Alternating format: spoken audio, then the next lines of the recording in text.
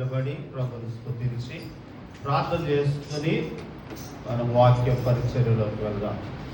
మమ్మల్ని అద్భుతులుగా ప్రేమించిన మా పరలోకమందున మా తండ్రి, ప్రభు కలిగిన మా ప్రభా, స్తోత్రాలు కూడా సకలాస్పదమునకు కారణభూతులైన మా ప్రభా, మీ వందనాలు, స్తోత్రాలు, స్తుతులు చెల్లించుకుంటున్నా మరొకసారి మరొక దినం మీ ఆవరణలో చేరి మిమ్మల్ని ఆరాధించడానికి, స్తుతించడానికి, మహిమపరచడానికై మీరు మాకు ఇచ్చిన సమయంకే మీరు స్తోత్రాలకు ఎక్కువగా ఆరాధించగలిగినట్లుగా మీరే మా పట్ల అద్భుత ఆశ్చర్య కార్యాలు మీరు జరిగించి రక్షణ కార్యం మా పట్ల మీరు జరిగించి మహిమ పొందండి. ఈ దినము కొరకే రావాల్సిన దేవుని ఆశీర్వాదాలు మీరు మా ಎಲ್ಲರಿಗೂ మీరు అనుగ్రహించి మహిమనందమని యేసు ప్రభువారి పేరట స్తుతించి గణపరిచి ఈ ఆరాధన మీకు అర్పించుకుంటున్నాము తండ్రి, ఆమేన్. కూర్చున్నామండి. ప్రియులారా, సమయంలో క్లుప్తంగా కొన్ని మాటలు మనం జ్ఞాపకం చేసుకుందాం. చందు పిల్లల్ని అల్లరి చేయనప్పుడు వెనకాల కూర్చోతా ఉండు. పిల్లలు ఎవరైనా అల్లరి చేస్తూ ఉంటుంటే వారికి దాన్ని మందరించు, గద్దించు. మంచిదండి. సమయంలో కొంచెం దేవుని వాక్యం క్లుప్తంగా కొన్ని మాటలు మనం విందాం. అపోస్తలుడైన పౌలు హెబ్రీలలో ఉన్న రక్షించబడి సంఘములో చేర్చబడిన దేవుని పిల్లలకు పౌలు గారు తెలియపరుస్తున్న మాటలు మనం చదువుకుంటూ ఉన్నాం. ఈరోజు 4వ అధ్యాయం చదువుకున్నామండి. ఈ 4వ అధ్యాయంలో ఉన్న మాటలు కొన్ని క్లుప్తంగా మీకు తెలియపరుచుకుంటున్నా. ఇక్కడ మనం గమనిస్తే, చూస్తే, మనం ఆలోచిస్తే ఏమని తెలుస్తుందనంటే, ప్రభు చెప్తా ఉన్నాడు ఆయన విశ్రాంతిలో ప్రవేశించవలనని ఆయన చేసిన వాగ్దానం ఇంకనూ కూడా ఏమైందనంటే నిలిచి ఉందట. ఇలా ఊహించుకుందాం, ఇలా అనుకుందాం. ఒక ఇంటిలో చాలా ఔషధాలు ఉన్నాయి, లేకపోతే భోజనాలు పెడుతున్నారు అనుకుందాం. ఇదిగో 8 వరకు తలుపు తీసుంటుందట. 8కి ఇంకా తలుపు వేసేస్తారట, లోపలికి వెళ్ళటానికి వీల్లేదు అని చెప్పినప్పుడు 7:20, 7:50 అయిపోయిందండి. ఇంకెంత టైం ఉంది? మళ్ళీ చెప్తాను. ప్రియులారా, ఉదయకాల సమయంలో 9 గంటలకి తలుపు వేసేస్తారట అని వార్త వచ్చింది. కాబట్టి 9 గంటలకి ఎవరైతే లోపలికి వెళతారో వారికే ప్రవేశం. తర్వాత వెనకాల వచ్చినా కూడా ప్రతిఫలం లేదు. అందుకని 8:50 అయ్యింది. ఇంకెంత టైం ఉంటుంది? తలుపు 10 నిమిషాలు. ఈ 10 నిమిషాల్లో ఎవరైతే ఇంకా రావాలనుకుంటున్నారో వారి కొరకే గుమ్మం కాడ ఉన్న ఆయన తలుపు అయిపోతున్న ఆయన ఏం చేశాడనంటే వేచి చూస్తున్నాడట. అది అలాగూ చెప్తూ రాయబడిన మాట. ఈ మాట చదవండి. ఆయన యొక్క విశ్రాంతిలో ప్రవేశించుదామను వాగ్దానము ఇంకను ఏమైందట?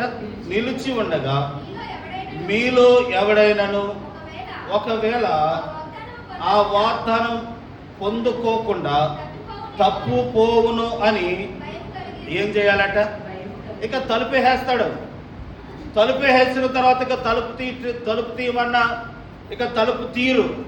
తలుపు వేయబడక మునిపే ఆ విశ్రాంతిలో ప్రవేశించి వెళ్ళాలనుకున్న వారు, విశ్రాంతి అనగా పరలోక రాజ్యం, దేవుడు ఉండే స్థలం, ఆ విశ్రాంతిలోనికి ప్రవేశించాలనుకున్నవాడు దాంట్లో ప్రవేశించటానికంట మనము వేచి ఉండి పరిగెత్తుకుని రావాలట. కనుక దాంట్లో నిలుచున్నవాడు నిలుచుండాలట. ఒకవేళ ఇక్కడ 2 మాటలు మనకు అర్థమవుతున్నాయి. ఇక్కడ ఉన్నవారు ఇంకెవరైనా ఆ విశ్రాంతి అనే పరలోకానికి వెళ్ళటానికి ఇంకా అర్హత సంపాదించుకోకుండా ఇక్కడో గొంతు అక్కడో గొంతులాగా వేస్తున్నారేమో. కాబట్టి అలాగ వేసేవారు ఎవరైనా ఉంటే రండి, సమయం అయిపోతుంది అని చెప్తూ ఇంకొక కోణం ఏంటంటే, ఎవరైతే వచ్చేస్తున్నారో వారు మళ్ళీ ఇంకా నిర్లక్ష్యం చేయకుండానట్లు దాంట్లో మనం ఏమై ఉండాలి? నిలిచి ఉండాలి అని అంటున్నాడు. ఇప్పుడండి ఇలా చెప్తే అర్థమవుతుందేమో. పరీక్షకి వెళ్తారు కదా పిల్లలు. పరీక్ష రాయటానికి వెళ్ళినప్పుడు లోపలికి వెళ్ళిపోయారు, హాల్ టికెట్ ఇచ్చేశారు. ఇప్పుడే వస్తానండి తలుపేసి ముందు బయటకు వచ్చారనుకో ప్యాసెస్, కానీ తర్వాత తలుపేసారు, గేట్ పరిస్థితి ఇంకా లేదు. ఇప్పుడు మనం రక్షించబడిన వాళ్ళు అటువంటి అనమాట. మనం రక్షించబడి దేవుళ్ళలోకి వచ్చేసాం. వచ్చేసిన తర్వాత మళ్ళీ ఇంకొకసారి బయటకు వెళ్ళొస్తాను ఒకసారి అని అలాగే కొప్పు గంతులు వేసామనుకోండి, ఈలోగా విశ్రాంతి దినము ఏదైతే పరలోకం కొరకు దేవుడు తీసుకొస్తున్నాడో దాన్ని తలుపేసాడు అనుకోండి, ఇంకా దాంట్లోకి వెళ్ళటానికి ప్రవేశం లేదు. అలా చేసుకున్నారంటే ఇశ్రాయేలు వారు కానానులోనికి వెళ్ళలేకుండా వారు నిలిచిపోయారట, కానానికి వెళ్ళకుండా చనిపోయారట, దేవుడు ఇస్తానన్న రాజ్యానికి చేరకుండా వారు చనిపోయారట. అసలు ఎంతమంది బయలుదేరారు కానాను ఐగుప్తు దేశం నుండి అనంటే 6 లక్షల మంది కాలబలం బయలుదేరితే ఎంతమంది అంటే దేవుడు ఇచ్చిన ఆ పాలు తెరలు ప్రవహించే దేశానికి వెళ్ళారు అని అంటే 2 వెళ్ళారట. మిగిలిన వారందరూ కూడా ఏమయ్యారు? చనిపోయారు. కాబట్టి ప్రియులారా, ఈరోజు వాక్యాన్ని గమనించండి. ప్రపంచంలో ఎంతో మంది దేవుని పిల్లలనేవారు ఆ విశ్రాంతిలో ప్రవేశించాలని చూస్తా ఉన్నారు. ప్రవేశించాలనుకుంటున్న మీరు ఆ విశ్రాంతిలో ప్రవేశించగలిగినట్లు మీరు నిలిచి ఉండుడి అని అంటున్నాడు. ఇక్కడ ఇంకో మాట చెప్తాను చూడండి. మీలో ఎవడైనాను ఒకవేళ ఆ వాగ్దానం పొందకుండా తప్పుపోదురేమో అని భయం కలిగి ఉండాలట. అయ్యో మనము తప్పుపోతున్నామేమో, లేకపోతే ఆ రాజ్యంలోకి వెళ్ళకోకుండా మనం చెడిపోతున్నామేమో, లేకపోతే తప్పు మార్గంలోకి వెళ్ళిపోతున్నామేమో అని ఎప్పటికప్పుడు ఏం చేయాలట? భయము కలిగి ఉండాలట.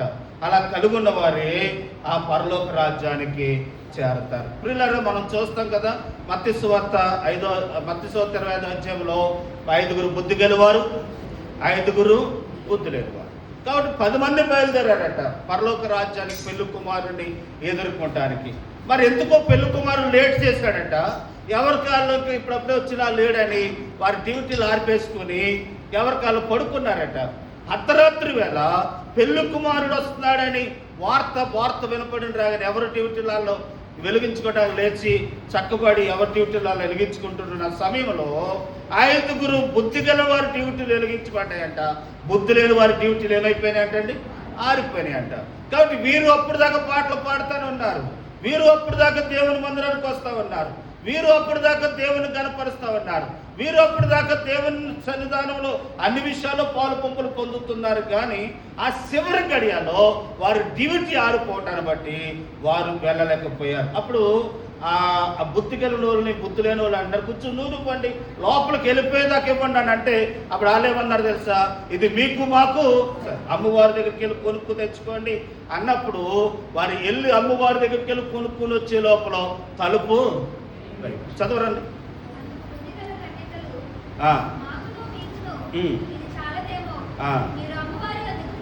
అమ్మవారి దగ్గరికి పోయి కొనుక్కుని రండి చెప్పారు. వారు కొనపోచుండగా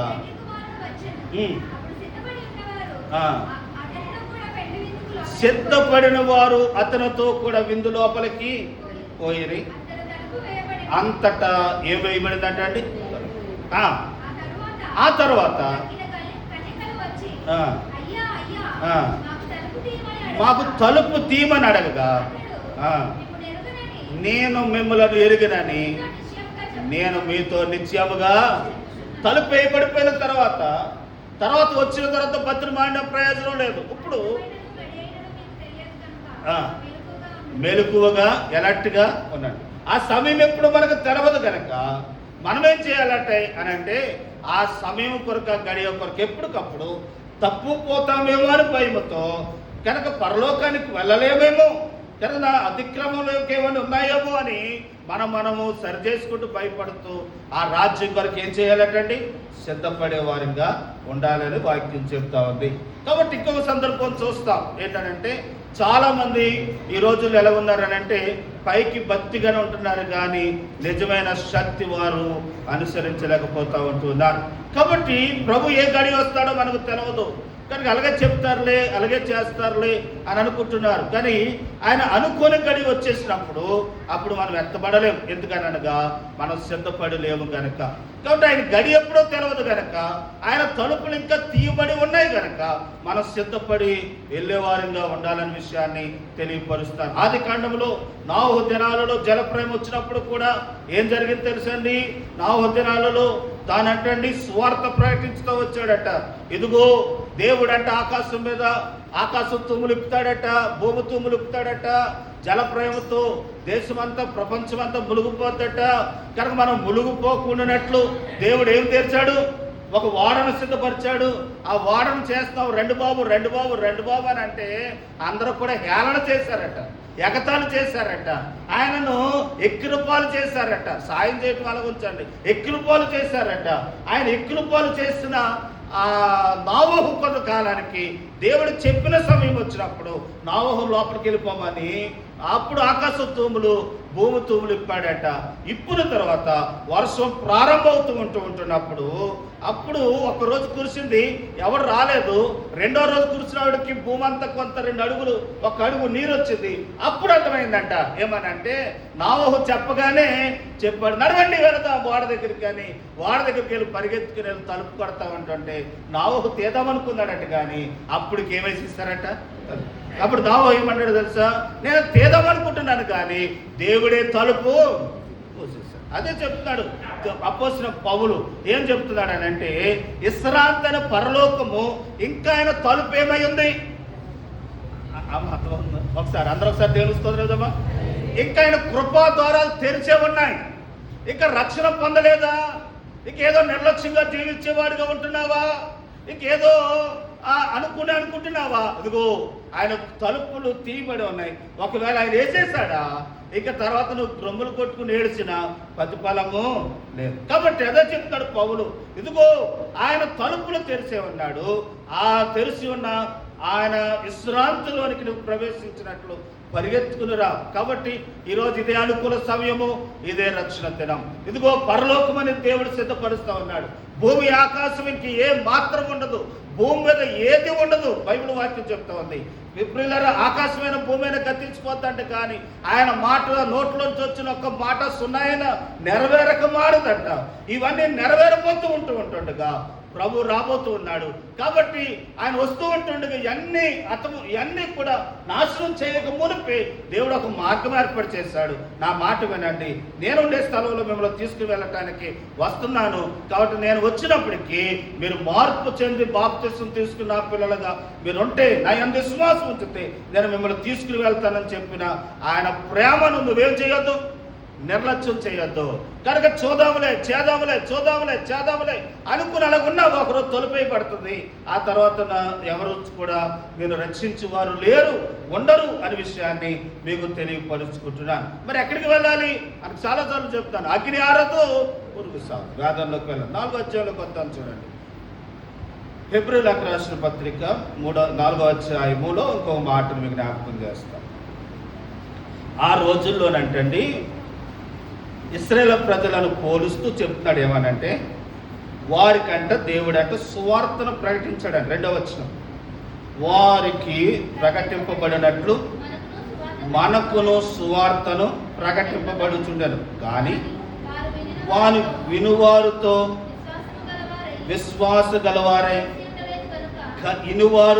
విశ్వాసము గలవారై కలిసి ఉండలేదు కనుక విన్న వాక్యము వారికి నిష్ప్రయోజనము అయింది.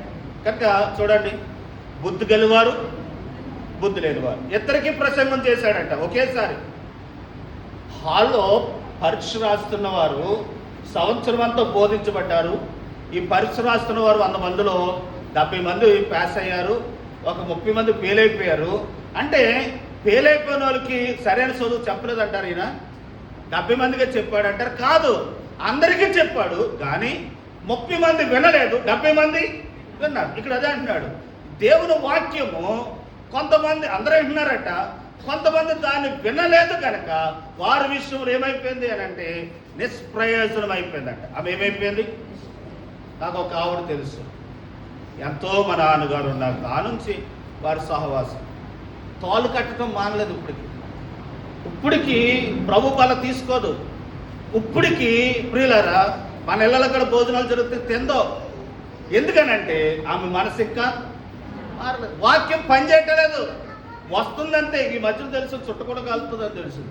కాబట్టి ప్రియులను గమనించండి. కనుక వింటున్నారు కానీ వారికి ప్రయోజనం కాదు, వింటున్నారు కానీ వారి హృదయాల్లో దూరటలేదు.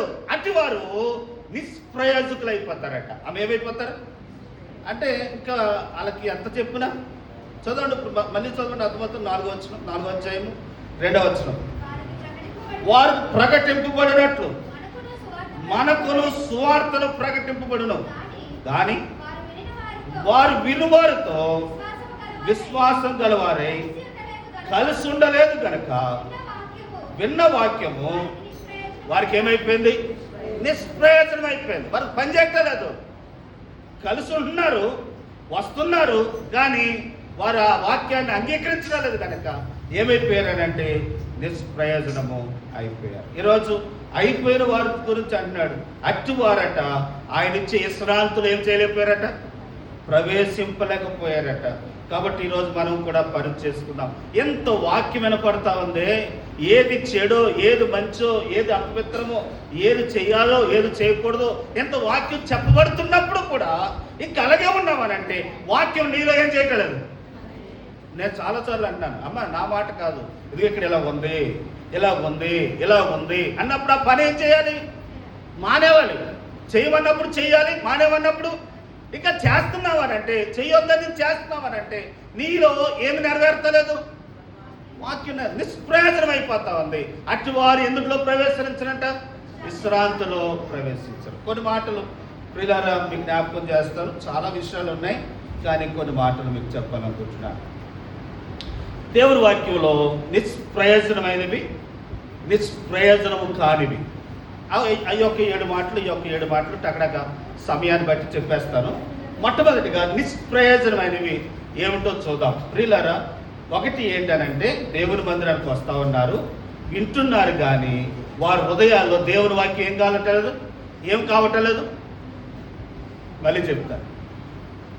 దేవుని మందిరానికి వస్తున్నారు కానీ వారి హృదయాల్లో దేవుని వాక్యము పనిచేయట్లేదు. అంటే ఏమైపోతుంది? నిష్ప్రయోజనం అయిపోతా ఉంది. నిష్ప్రయోజనం అయిపోయినాడు ఎక్కడికి చేరాడు? విశ్రాంతిలోనికి, అంటే పరలోకానికి చేరాడు. కాబట్టి ఏమి నిష్ప్రయోజనం? నిష్ప్రయోజనం కానివేవి అని అంటే మనం ఒక్క మాట చదువుతున్నాం. దేవుని వాక్యాన్ని వింటే నువ్వు ప్రయోజకుడిగా అవుతావు. ఏంటి ప్రయోజనం దేవుని వాక్యం వినటం వల్ల అని అంటే పరలోకానికి చేరతాం. ఆమె ఎక్కడ చేరతాం? 2 చదువుతాను చూడండి. ఒకప్పుడు మనం చెప్పాను నేను కనుక ఫిలోమోను రాసిన పత్రిక 1:11 వచనంలో చదివితే అక్కడ ఏమని రాయబడుతుంది అని అంటే, ప్రియులారా ఇక్కడ మనం చూస్తాం ఎవరనంటే ఒనేసిము ఒకప్పుడు నిష్ప్రయోజకుడే, కానీ ఇప్పుడు ఏమైపోయాడు? ప్రయోజకుడయ్యాడు. దేని బట్టి అని అంటే తనలో దేవుని వాక్యం పనిచేయటాన్ని బట్టి, దేవుని వాక్యము తనలో క్రియ జరగటాన్ని బట్టి ఏమయ్యాడు? ఇప్పుడు ఇలా ఎలా చెప్తాను ఏంటంటే, ఎంత పనికిమాలు వాడైనా, పనికిమాలదైనా ఎవరైనా ఒక్కసారి వారు తప్పు వారు తెలుసుకుని దేవుడి తట్టు అలా తిరిగాడా, అలా తిరిగిందా, అక్కడి నుంచి వాళ్ళు లేవనెత్తాడు దేవుడు. ఒక ఉన్నతమైన స్థాయిలోనికి నిష్ప్రయోజమైన వారిని ప్రయోజకులుగా చేసేస్తాడు. ఎప్పుడు? అంతటి తిరగనంత కాలం నువ్వు అక్కడ కుర్తులో పడినట్టే, అదే ప్రపంచం అనుకుంటావు, ఇదే గొప్ప అనుకుంటావు. కాబట్టి నేను అంటున్న మాట ఏంటంటే, ఒనేసిము దొంగే, అతడు నరహంతకుడే, లేకపోతే అతడు దొంగే, దేవునికి శత్రువే, దేవుని ఎరగనివాడే, అయినా దేవుని ఎరగటాన్ని బట్టి ప్రయోజకుడైపోయాడు. ఆ మాట చదవంటారమ్మా. అతడు మునుపు ఇప్పుడు నీకును నాకును ఏమైపోయాడట? ఎంత వాక్యం వినపడుతున్నా కానీ ఇంకెలా లేరు మనుషులు? ప్రయోజనంగా లేరు, నిష్ప్రయోజనంగానే ఉంటూ ఉన్నారు. ఇప్పుడు చూడండి, వ్యాపారం చేస్తున్న వారు ఏం లెక్కేస్తారు తెలుసా? ఇక్కడ లాభం రాలేదనుకోండి, ఆ దుకాణాన్ని మూసేసి వేరే చోట స్టార్ట్ చేస్తారు. కాబట్టి ప్రియులను గమనించండి, ఈరోజు వాక్యం చెప్తున్న మాట ఏంటంటే, ఎంత చెప్పినా మారలేదు అనుకోండి. అందుకే అంటాడు తిమోతి రాసిన, ఇక్కడే ఈ హెబ్రీ రాసిన పత్రికలు ఏమంటారు అంటే, ఒక మాట ఏంటనంటే, ఎందాక మీ వైపు నా చేతులు దినమల్ల ఏం చేస్తున్నాను, చాచుతున్నాను అని అంటాడు. సరే, నిష్ప్రయోజనం అయిపోయిన వారిగా మనం చూస్తూ ఉంటున్నాం. ఎంతకాలం చూస్తాం ఇలాగూ? కనుక చూసి దేవుడు కూడా ఆ విశ్రాంతిలో ప్రవేశించుకున్నట్లు ఏమేసేస్తాడట? తలుపును వేసేస్తాడు. 1, 2 చదువుదాం చూడండి. ఏది నిష్ప్రయోజనం, ఏది ప్రయోజనము? లోకస్వార్త 9:25. ఒకడు లోకమంతయు సంపాదించి తను తాను పోగొట్టుకుని ఎడల, నష్టపరుచుకునే ఎడల వానికి ఏమీ ప్రయోజనం? లోకమంతా సంపాదించుకొని వాని ప్రాణమును పోగొట్టుకున్నట్టు వానికి ఏం ప్రయోజనం? కాబట్టి డబ్బులు వద్దని అంటలేదు, కావాలి. కానీ ఇవన్నీ సంపాదన కొరకు దేవుడిచ్చే రక్షణ పోగొట్టుకుంటే ఏం ప్రయోజనం? సంపాదించే ఒక 70 సంవత్సరాలు, ఒక 80 సంవత్సరాలు అనుభవిస్తాం.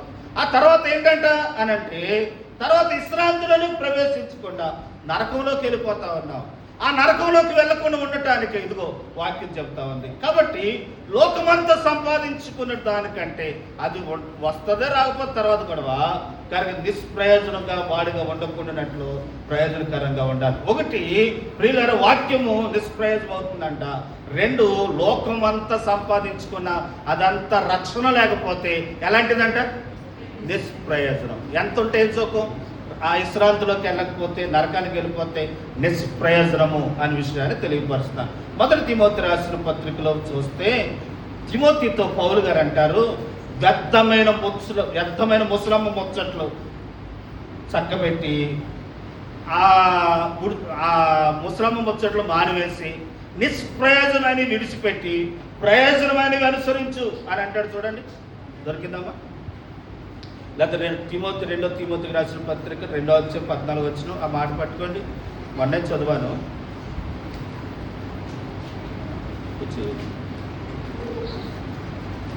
ఏమని ఉంటుందంటే, వ్యర్థమైన ముసలమ్మ ముచ్చట్లు. సరే, మనం చెప్పుకుని వెళ్ళిపోదాం. ఒకసారి దేవుని స్తోత్రం చెప్పండి. ఎందుకు చెప్పమ్మా? 2 తిమోతి 1, 1 తిమోతి 1:6.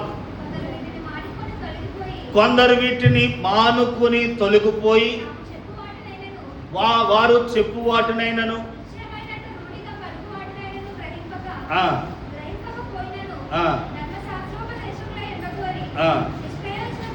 నిష్ప్రయోజమైన ఏ వైపు తిరిగారట వీళ్ళంట? ఒకప్పుడు వీరంటే ఎప్పటి నుంచో దేవుని మందిరానికి వస్తారట. వీరు ఏ స్థాయిలోకి వెళ్ళిపోవాలి తెలుసా? ధర్మశాస్త్ర ఉపదేశం చేసే అంత స్థాయిలోకి వెళ్ళిపోవాలట. ఆ స్థాయిలోకి వెళ్ళకుండా ఈ స్థితిలోనే ఉన్నారంటే వారు నిష్ప్రయోజకులు అయిపోయారంట. ఏ విషయంలో అని అంటే, వ్యర్థమైన ముచ్చట్లు పెట్టుకొని. అమ్మ చూడండి, ఇప్పుడండి ఏవైనా ఒక పని నేర్చుకుంటే దానికి ప్రయోజనం అవుతాడు కదా, ఏవైనా చదువుకుంటే దానికి ప్రయోజకుడు అవుతాడు. నేను చాలామంది అంటున్నాను, బాబు చదువు మానేశాను కానీ సెల్ ఫోన్ రిపేర్లు నేర్చుకోండి, లేకపోతే ఏసీ రిపేర్లు నేర్చుకోండి, కాబట్టి లేకపోతే ఇంకోటి ఇప్పటి నుంచే ప్రయత్నం చేయండి. మీరు సమయాన్ని వ్యర్థం చేసుకుని అంబేద్కర్ బొమ్మ కాడ అక్కడెక్కడ కూర్చున్నారా, లేకపోతే ఏదేదో ఎక్కడెక్కడికో తిరుగుతూ ఉన్నారా? సమయం పోయిందనంటే తర్వాత నేర్చుకుంటా కూడా కుదరదు, కనుక తర్వాత మీకు ఏమీ ప్రయోజనం అవ్వదు అని చెప్తా ఉన్నాను. కాబట్టి ప్రియులారు గమనించండి, వయసు ఉండగానే, సమయం ఉండగానే ఇప్పుడు నేర్చుకుంటే ఒక వయసు, వివాహ వయసు వచ్చినప్పటికీ మంచి ప్రయోజకుడు అయిపోతావు, మంచి వర్క్ కలిగిన వాడిగా అయిపోతావు. అట్టిగానే మనుషులు అంటే దేవుని మందిరానికి వచ్చిన వారంట, దేవుని వాక్యము చెప్పగల వారంతగా ఉండవలసిన వారు వ్యర్థమైన ముచ్చట్లు చెప్పేసుకున్నట్టు వల్ల దేవుని మాకు సార్ దేవుని స్తోత్రం వెళ్దామా? హల్లెలూయా. సరే, ముస్లిం ముచ్చట్లు చెప్పుకుంటూ వాళ్ళు ఏమైనా ప్రయోజనం అయిందా? ఏమైనా లాభం వచ్చిందా? ఏమైనా బిల్డింగ్ కట్టావా? లేకపోతే ఏమైనా ఒక పని నేర్చుకున్నావు దాని ద్వారా అంటే ఏమీ లేదు. దానికి బదులుగా ఇదిగో వాక్యం నేర్చుకో, పాటలు నేర్చుకో, ప్రార్థన నేర్చుకో, దేవుని వాక్యాన్ని నేర్చుకుంటే ఇదిగో ఉపదేశం చేసిన వాడు వల్లే నువ్వేమవుతావు? ప్రయోజకుడు అవుతావు. ఉపదేశం చేయవలసిన స్థాయిలో ఉండవలసిన మీరు ఇప్పుడు ఎలాగైపోయారు తెలుసా? నిష్ప్రయోజకులు అయిపోయారు. ఎందుకని అని అంటే, ముసలమ్మ ఈవిడి మీద ఆవిడ మీద ఈవిడి, ఆయన మీద ఈయన మీద కనుక చెప్పుకొని సమయాన్ని ఏం చేసుకున్నామంటే అందుకంటాడు. చూడండి, హెబ్రీయులకు రాసిన పత్రిక 4వ అధ్యాయంలో, మీరు వాక్యం చెప్పవలసిన వారై ఉండి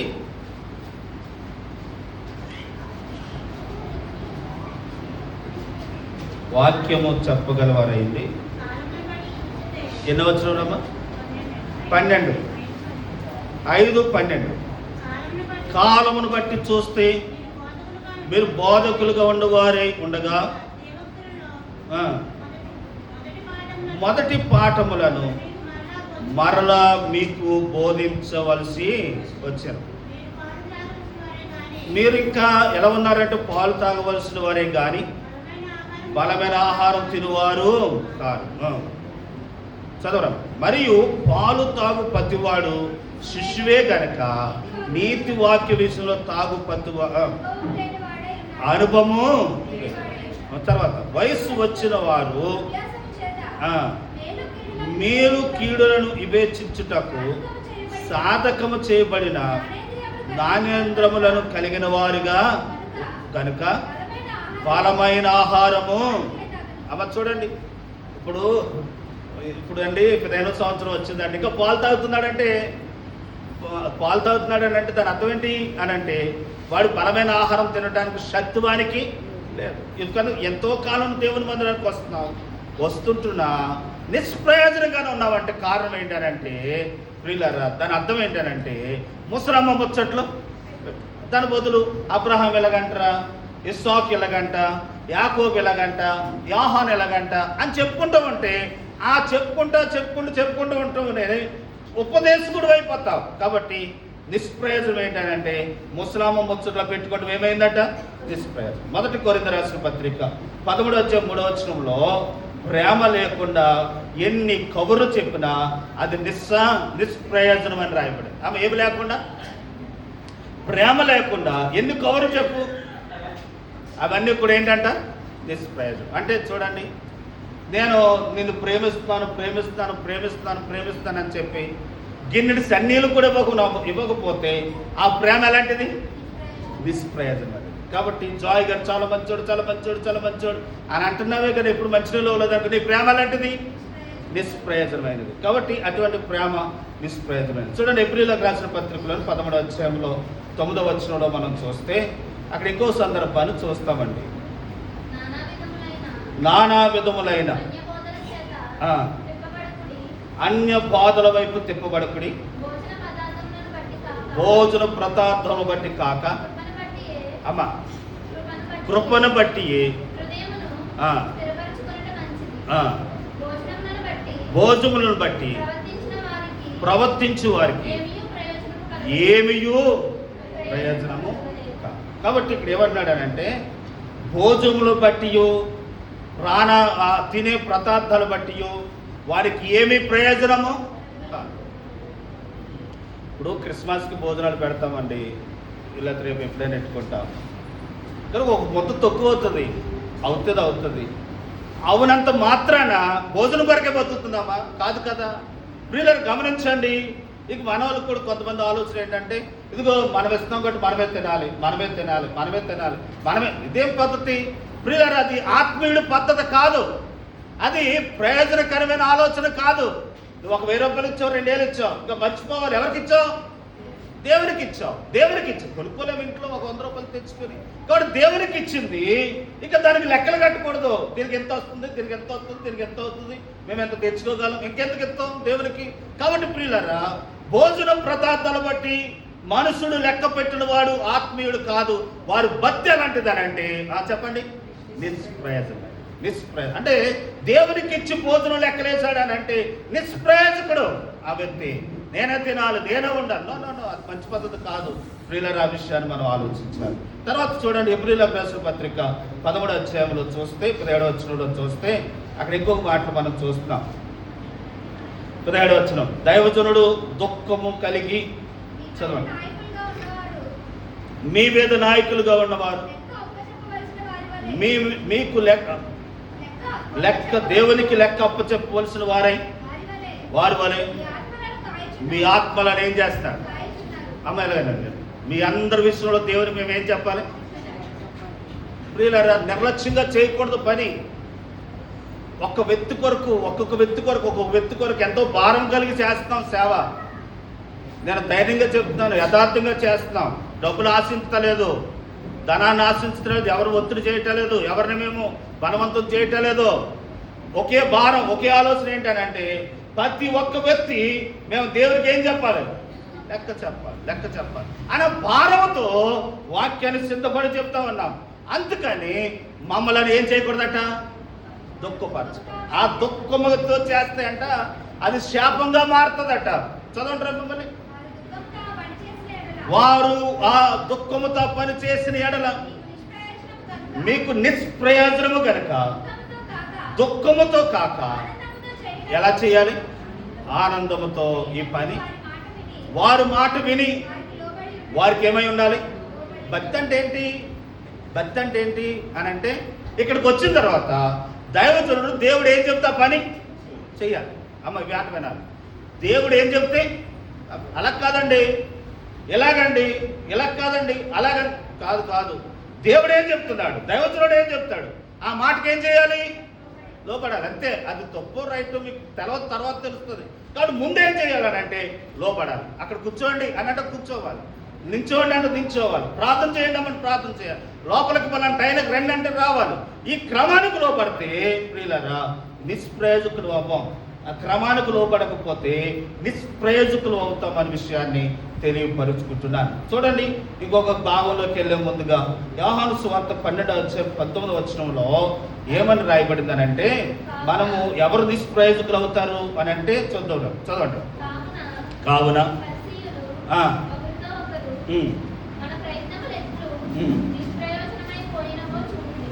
ఇప్పుడు యేసు ప్రభువుని పట్టిద్దాం అనుకున్నారండి.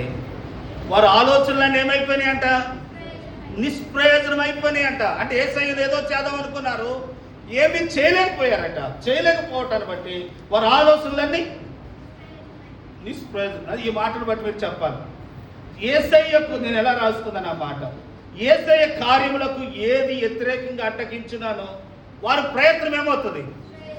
వారికి ఏమీ కలిసి రాదు, రూపాయి కలిసి రాదు. దేనివల్ల? దేవుని కార్యాలకు ఆటంకపరిచిన దాన్ని, దేవుని కార్యం అంత మాత్రమే కాదు, ఆటంకపరిచిన దాన్ని బట్టి మళ్ళీ రాయబడిన మాట ఏంటి తెలుసా? వారు తలకే కట్ట తిరగలు కట్టుకుని సముద్రంలో పడిపోవటం మంచిదంట. ఎందుకనంటే ప్రియులారా అంత కష్టం వస్తుందట వారి జీవితాల్లో. ఏమి ఆటంకపరుస్తాయి? దేవుని కార్యాలు ఆటంకం. అండి మీటింగ్లు పెడతాం, పెట్టండి, దేవుడు సహాయం చేస్తాం. క్రిస్మస్ చేస్తాం, చేయండి, దేవుడు సహాయం చేస్తాం. లేకపోతే ఉపవాస కొట్టాలు పెడదాం అనుకుంటాం, పెట్టండి అనాలి. కానీ ఇదిగో పెడతా వీళ్ళు అని అనకూడదు. దేవుని కార్యాన్ని ఏం చేయకూడదు? అడ్డు చెప్పకూడదు. దేవుని కార్యాన్ని అడ్డు చెప్పకూడదు. ప్రియులారా ఆలోచించండి. ఇదిగో ఇలా చేద్దాం అనుకుంటున్నాం, చేయండి. ఇలా చేద్దాం అనుకుంటున్నాం, ఇలా చేయండి. ఇదంతా ఎవరి పని? దేవుని పని. దేవుని పని ఏం చేయకూడదు అని అంటే అడ్డు చెప్పండి. రండి, ఇవన్నీ నిష్ప్రయోజనం. మళ్ళీ ఒకసారి చెప్పనా?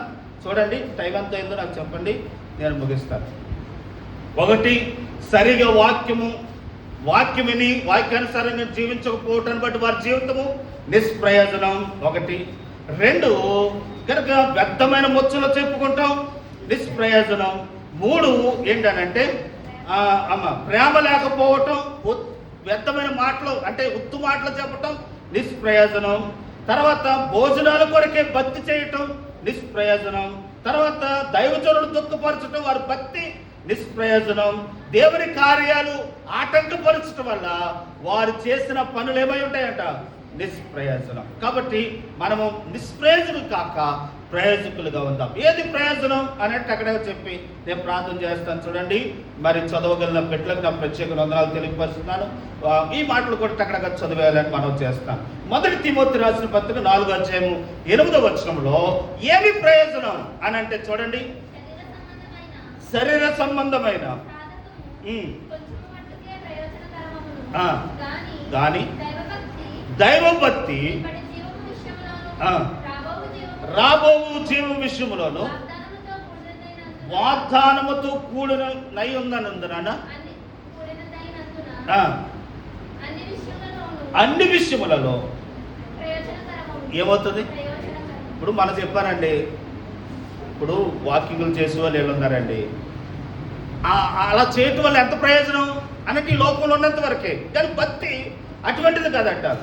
భక్తి శ్రద్ధతో చేసిన ఈ భక్తి అంటండి, ఈ భక్తి విధానం అంటండి, వారు ఈ లోకంలో వారిని దీవిస్తాడంట. వారు ఈ లోకాన్ని విడిచిపెట్టిన తర్వాత కూడా ఎక్కడికి వెళ్తారు? పరలోకానికి చేర్చబడతారు. కాబట్టి ఇప్పుడు గమనించండి, ఈ లోకంలో వాకింగ్లు ఎక్సర్సైజ్లు చేసినా చేయకపోయినా మనము ఈ భక్తిని చేస్తాయి, దీని విషయంలో సాధకం చేస్తాయి, ఈ విషయంలో బట్టి వచ్చిన ఆశ్రదం ఏంటంటే ఈ లోకంలో ఆస్వాదించబడతామంట, పరలోకాన్ని సంపాదించుకుంటామంట. అందరూ ఒకసారి దేవునికి దగ్గరగా ఒకసారి దేవునికి స్తోత్రం ఇద్దామండి. భక్తి ఒక్క రోజుతో అయిపోయేది కాదు. జీవితకాలం అంతా ఏం చేయాలి? కొనసాగాలి. ఒకరోజు బైబిల్ చదివేసుకొని అక్కడెక్కడ మూలలు ఎట్టేయకూడదు. భక్తి ఒక రోజుతో చదివేస్తే అయిపోదు. ప్రార్థన రోజు చేసేసి ముగించేయకూడదు. భక్తి అనేది రోజు సాధకం చేయాలి. ఏదో ఒక రోజు పాట పాడేసాను అనుకోకూడదు. ఒక రోజు వచ్చేసానని మానేయకూడదు. మన వాళ్ళు ఏం చేస్తారంటే ఒకసారి ప్రార్థన చేసి 2 సార్లు ప్రార్థన చేసి ఇంకా జరగలేదని వదిలేస్తారు. అలా చేయకూడదు. భక్తి అంటే ఏంటంటే జీవితకాలం అంతా చేయాలి. ఈ జీవితకాలం అంతా చేసిన భక్తి, ఇలా చేసిన భక్తిని బట్టి నువ్వేం సంపాదించుకుంటావనంటే పరలోకాన్ని సంపాదించుకుంటావు. కాబట్టి ప్రియులారా, ఈ లోకాన్ని సంపాదించుకుంటే నిష్ప్రయోజకుడు అవుతావేమో, కానీ భక్తిని సంపాదించుకుంటే పరలోకాన్ని సంపాదించుకుంటావు అనే విషయాన్ని తెలియపరుస్తాను. ప్రసంగి రాసిన గ్రంథం 7వ అధ్యాయం 11వ వచనంలో మనం చదివితే అండి, ఏమి ప్రయోజనము అని అంటే భక్తి సంపాదించుకున్నట, భక్తి సాధనము చేయట ప్రయోజనం. మళ్ళీ ఒకసారి చెప్తాను. సాధనం అని అంటే ఒక్కసారే వచ్చేది భక్తి. ఒకరోజు కొంచెం ప్రార్థన, విశ్వాసం, బైబిల్ చదువుకుంటాం, దేవుని మందిరానికి రావటం, ఇది రోజుకి పెంచుకుంటూ వెళ్ళాలి. అలా వెళ్ళినప్పుడు ప్రియులారా మనము ప్రయోజకులుగా పరలోకాన్ని సంపాదించుకుంటాం. ప్రసంగి 7వ అధ్యాయం 11వ వచనంలో ఏమని రాయబడింది అన్నట్టు చదవండి రమ్మా. జ్ఞానము అమ్మా సాక్ష్యమంత ఉపయోగము, అది లాభకరము,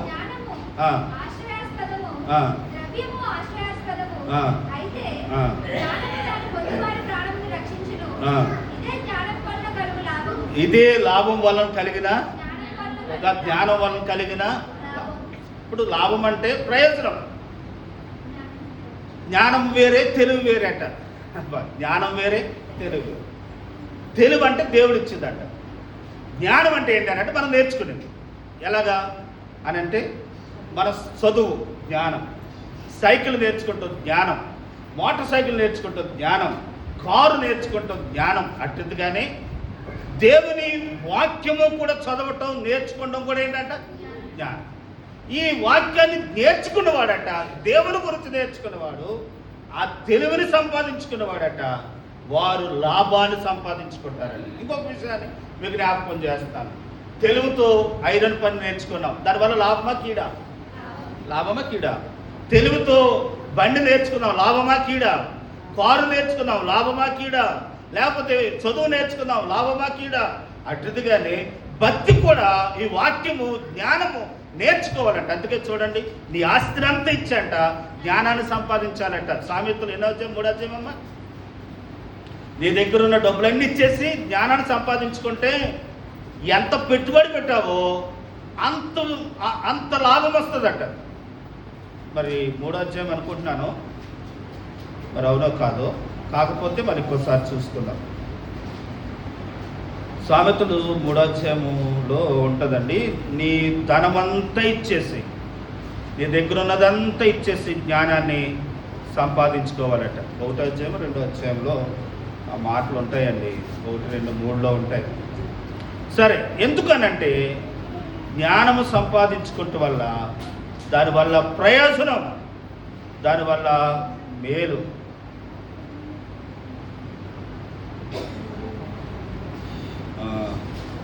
సరే, ముందుకెళ్ళిపోదాం ప్రియులారా. ఇక సామెతలన్నీ కూడా జ్ఞానంతో సంబంధించినట్టుగా ఉంటాయి. జ్ఞానం ఏమైనా మన జ్ఞానం సంపాదించుకోవాలంటే సామెతలు చదవాలి. సామెతలు చదివితే అందులో ఉన్న మాటలు అన్నీ మనకి తెలుస్తాయి. ఏది మేలో, ఏది కీడో, ఏది అపాయమో, ఏది నష్టమో, ఏది ప్రయోజనమో, ఏది ప్రయోజనము కానదో చెప్పరమ్మా. 4:7 జ్ఞానమును సంపాదించుకున్నట్టయి, జ్ఞానమునకు ముఖ్య అంశము, నీ సంపాదనంత ఇచ్చి బుద్ధి సంపాదించుకును. ప్రియులారా, మన సంపాదనంతా ఇచ్చి ఏం చేయాలని అంటే బుద్ధిని సంపాదించుకోవాలి. రండి, 1 కొరింథీయులకు రాసిన పత్రిక 12వ అధ్యాయం. జ్ఞానం సంపాదించుకున్న ప్రయోజనం. తర్వాత భక్తిని సంపాదించటం ప్రయోజనం. 1 కొరింథీ 12:7 అంటారు, కృపావరాలు పొందుకున్నట ప్రయోజనం. అమ్మ ఏం పొందుకున్నట అంట? కృపావరాలు పొందుకున్నట ప్రయోజనం. తర్వాత ఉపదేశమును కలిగి ఉండుట ప్రయోజనం. ఈ మాట చదవండి. యెషయా రాసిన గ్రంథము 48వ అధ్యాయము 17 నేను ముగిస్తానండి.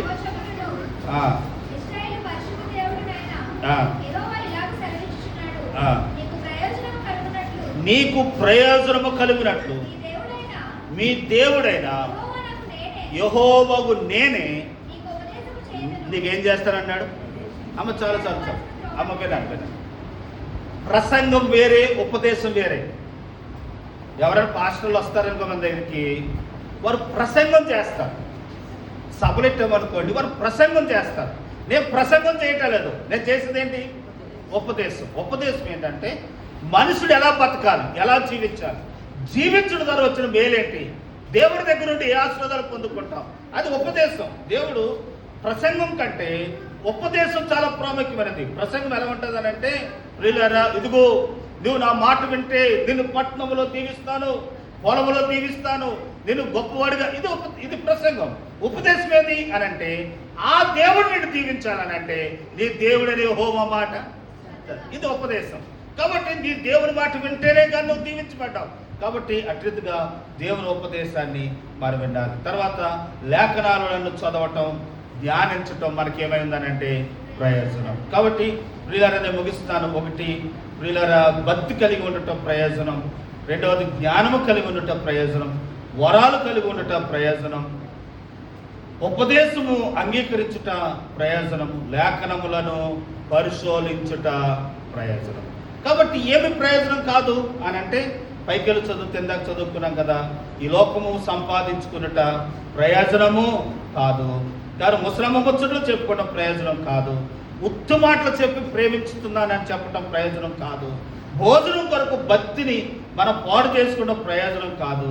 తర్వాత వాక్యం వినుకోకుండా నిర్లక్ష్యం చేస్తే ప్రయోజనం కాదు. దైవజనుడు దుఃఖపరచడం మీ భక్తి ప్రయోజనం కాదు. దేవుని కార్యములు అడ్డగించితే అది మీకు ప్రయోజనము. కాబట్టి ఈ విషయాల్లో మనం కొన్ని మాటలు చెప్పాను, ఉన్న మాటలు మరి ఇంకోసారి చెప్పుకుందాం. ప్రియులారా ఏమి ప్రయోజనమో ఏది ప్రయోజనం కాదో వాక్యం విని కూడా ఇంకా అలాగే ఉన్నామనంటే ఇక తలుపు వేయబడుతుంది. తలుపు వేయబడిన తర్వాత మనం రొమ్ము కొట్టుకున్నా, కేకలు వేసినా, అరిసినా ఇక మనం తప్పించుకోలేం. ప్రభు ద్వారాలు తెరిచిపడి ఉంటుండు కానీ, ఆయన తలుపులు తెరిచి ఉంటుండు కానీ, ఆయన కృపాద్వారాలు తెరిచి ఉంటుండు కానీ మనం సరిచేయబడదాం, ఆ మార్గంలోకి వద్దాం. వచ్చిన మనం తొలగిపోకుండా సాగిపోదాం. అట్టి కృప దేవుడు మనకు సహాయం చేయను గాక. తనలో వచ్చుదాం, కళ్ళు మూసుకుందాం, ప్రార్థించుకుందాం. వీళ్ళని గమనించండి.